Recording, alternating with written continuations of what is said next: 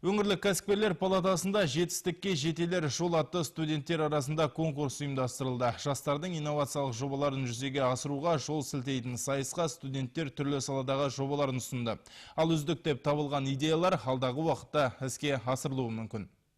Конкурс қатысушылары болашақта құрылыс, кәсіпкерлік, транспорт саласын таңдаған студенттер, бірақ ұсынған жобасына байланысты кәсіпкер болу мүмкіндігі де жоқ емес. Сайысқа қатыспас бұрын олар колледжде құрылған бизнес мектебінде дәріс тыңдаған. В феврале прошлого года Палата предпринимателей был запущен проект. Былтыр пилоттық жоба ретінде облыстық кәсіпкерлер палатасы жанынан студенттерге арналған бизнес мектеп аштық. Онда олар кәсіпкерліктің алғы шарттарын үйренеді. Енді биыл мұндай мектептерді 11 колледжде ұйымдастырып отырмыз. Бірақ мұнымен біздің палатадағы жұмыс тоқталмақ емес. Конкурсқа үздіктеген 7 жоба жіберілді. Олар қызмет көрсету, ауыл шаруашылығының өнімдерін қайта өңдеу, өндірістік өнім, транспорт, тұрғын үй коммуналдық шаруашылығы, құрылыс, туризм салаларына қатысты жұмыстар. Студенттер өз жобасында құс фабрикасын ашуда, нан тоқаш өнімдерін әзірлейтін өндіріс ошағын, жиһаз цехын, мұздатқыш құрылғыларына қызмет көрсететін кәсіпорын ашуды ұсынуда. Петропавл құрылыс экономикалық колледжінің 2-ші курс студенті Александр Шаравин көбік бетон шағын цехын ашу бойынша өз идеясын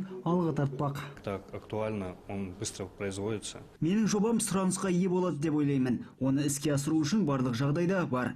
Ол тез өндіріледі, бағасы да қымбат емес, сапалы, энергия үнемдегіш материал болып есептеледі. Александр өз жобасын іске асырғысы келеді. Колледжде тамамдаған соң қолға аламын деп отыр. Конкурсқа қатысушылар бизнес кеңесші бағдарламасы аясында білімдерін жетілдіріп, жобаларын бизнестің жол картасы 2020 бағдарламасымен іске асыруға қолғабыс білдіреміз деп отыр. Самат Сапаралы, Анна Куликова, Анатолий Белонок, ақпарат.